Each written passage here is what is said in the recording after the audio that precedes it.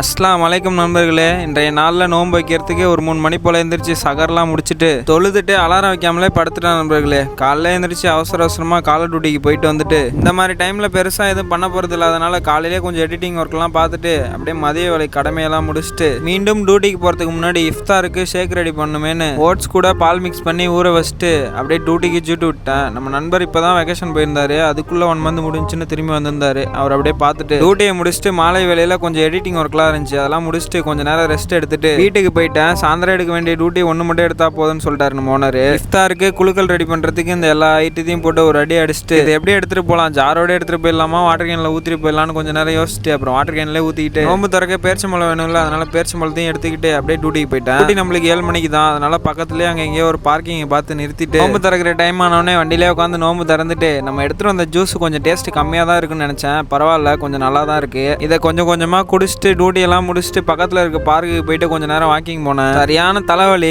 கொஞ்சம் நேரம் படுத்துட்டு அப்படியே வீட்டுக்கு போயிட்டு நைட்டு உணவு சாப்பிட்டு இன்னைக்கு நாளை முடிச்சுக்கிறேன். விடாமுயற்சியுடன் இரு.